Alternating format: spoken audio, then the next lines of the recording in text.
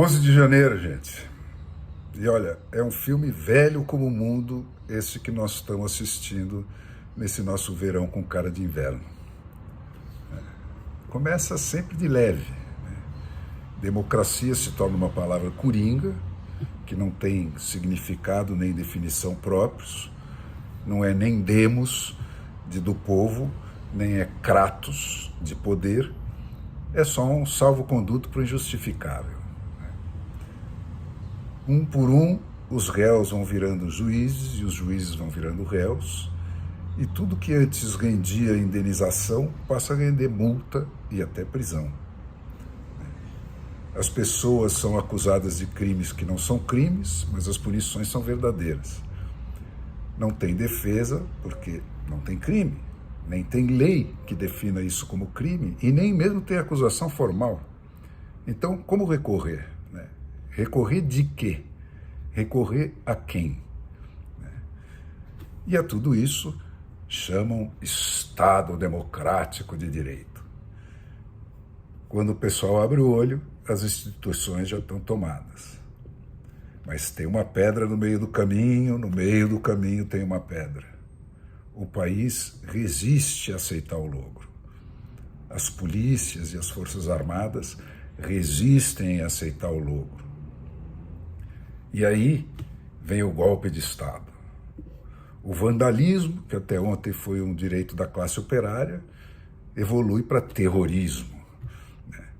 E os ataques aos símbolos da autoridade pervertida viram tentativa de golpe de Estado. E esse é o pretexto para instalar la terreur. Toda revolução passa por essa fase. É o paraíso dos psicopatas. São eles, em delírio de onipotência, que regem a razia. Para que nenhuma resistência ouse se levantar, é fundamental demonstrar que ninguém está a salvo, que nenhum limite vai ser respeitado e que tudo que é mais sagrado pode e tem que ser violentado. Uma palavra, uma frase pode condenar ao degredo econômico e à prisão. A lei passa a ser escrita na hora para cada caso. Uma a uma caem todas aquelas feitas para punir a corrupção. Uma por uma caem todas aquelas feitas para impedir a ocupação do Estado por um partido político. E uma por uma brotam do chão as decretadas para aniquilar cada inimigo da revolução em particular. Daqui por diante, só a posição do presidente é intocável. De governador para baixo, nada está seguro. E é assim que se instala a sociedade abaixo, essa corrida franca, explícita e autojustificada entre duas formas paralelas de espetáculos nefandos. O da onipotência dos agentes e o da covardia dos pacientes da ditadura. Na imprensa, que é o centro nevrálgico do sistema imunológico das sociedades, uniformizam-se em metástase as células cancerosas dos adjetivos que precedem a nomeação de cada personagem do drama. Democrata, antidemocrático, terrorista, golpista, bolsonarista, ista. E cada vez mais sorriem despundoradas a cada cabeça que rola as tricoteuses dos nossos telejornais. E aí é o salve-se quem puder. Nos grandes espetáculos públicos de beijamão, a única medida que vale é a de quem rasteja mais baixo. Os governadores, os prefeitos, os nobres senadores, os excelentes magistrados. Quem arrasta a bunda mais perto do chão? Os mais abjetos da grei dos abjetos, os pulhas marcados pela infâmia, os cheios de processos, os ameaçados de cair, os alvos preferenciais de qualquer tentativa de reação vão ser os mais irados campeões de la terreur. Esses é que vão pedir as punições mais drásticas. E aí vai sociedade abaixo. Nas empresas, na política, em tudo é a vez dos medíocres. Aqueles anos todos de deglutição da competência dos melhores finalmente vão poder ser vingados. Lamber rabos é o que passa a render promoções. Lamber rabos é o que passa a salvar o emprego. Lamber rabos é o que passa a salvar a vida.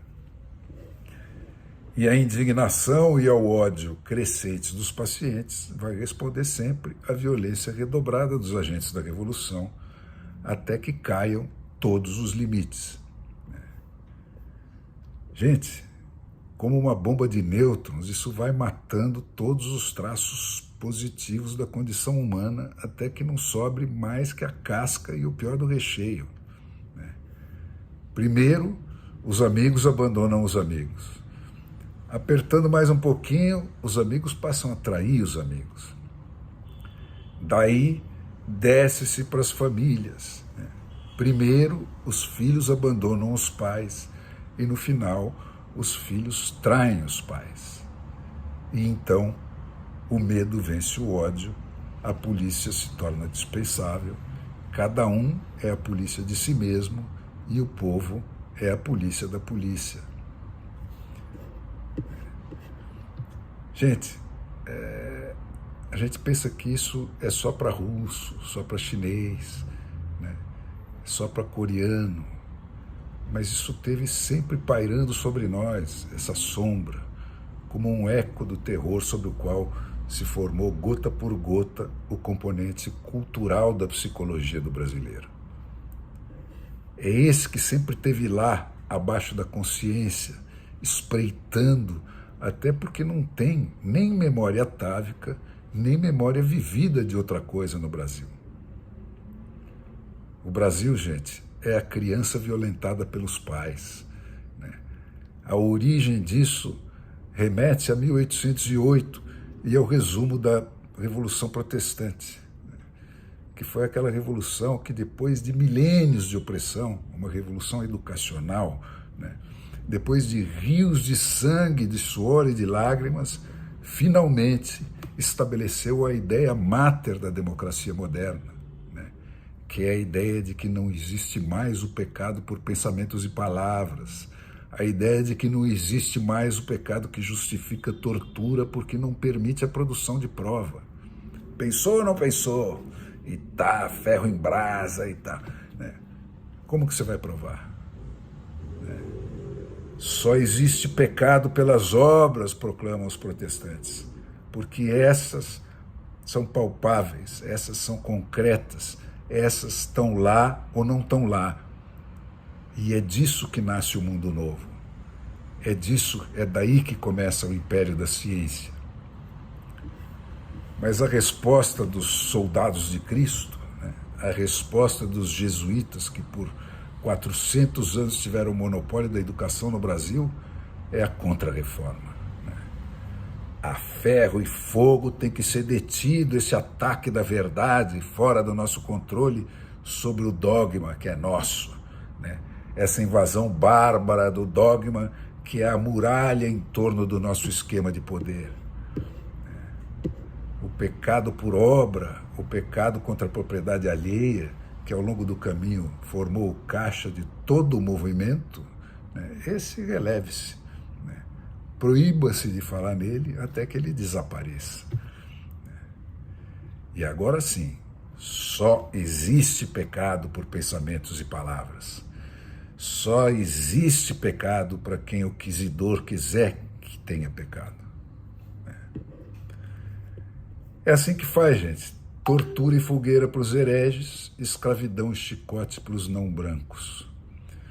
E o silêncio é o máximo de resistência tolerada. E com isso, a mentira se impõe e se justifica como um fator decisivo de sobrevivência. Meia dúzia de gerações de intervalo quase democrático não foram capazes de nos curar disso. E não demora muito. E essa revolução sem utopia, essa revolução sem a promessa de um mundo melhor, essa revolução da violência pela violência, apenas porque ela se tornou possível, né? Apenas porque a informática fez a violência ficar preciso bastante para tanto, instala tudo isso de volta no nível da consciência. A história, gente, é a psicanálise das sociedades. E a questão agora é de tempo. Ainda que o mundo nos arraste outra vez para a libertação lá na frente, um dia, né, todos que estiverem vivos terão compactuado com a ditadura. E não havendo inimigo externo, todos serão culpados. E isso condenará o passado a permanecer oculto. É o que aconteceu em todas as Rússias, em todas as Chinas da vida. E aí a ditadura se reconstituirá, volta após volta no círculo, com alguma cara nova.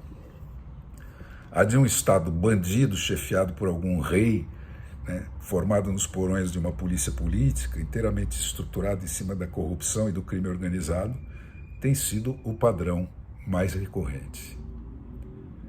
E é isso que ninguém se iluda, que se anuncia nesse nosso verão com cara de inverno. Né? É a isso que a geração presente ameaça condenar todas as gerações futuras de brasileiros. Gente, foi a antivisão desse pesadelo que me tirou da posição de combatente dos bastidores de volta para o primeiro plano. Né? Diante da alienação geral do país, né, que eu sentia e que eu sinto que ainda não se esgotou, né, eu achei que era hora de convocar os reservistas. Né? E entre as possibilidades que se abriram para mim, eu escolhi, para reverenciar os meus antepassados, a dos perseguidos, cuja coragem, mais uma vez, eu referencio, né, de preferência a dos perseguidores, nas televisões que estavam aí.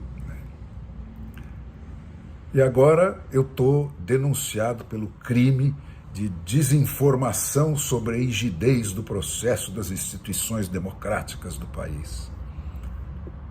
A frase que me condenou naquele domingo fatídico, em que eu estava comentando os acontecimentos, foi, entre aspas, no documento de acusação do Estado Democrático de Direito, né, contra mim, este perigoso terrorista, foi, entre aspas, tudo isso que nós estamos assistindo parte de quem tornou a eleição brasileira inconfiável. Vejam vocês. Né? E assim, gente, eu volto a combater de onde e até quando for possível. E não desanimo. A batalha do Congresso é ainda a que vai definir o destino final do Brasil. Ela vai começar, é verdade, na hora mais escura, né? Mas a hora mais escura continua sendo, como sempre, aquela que precede a aurora.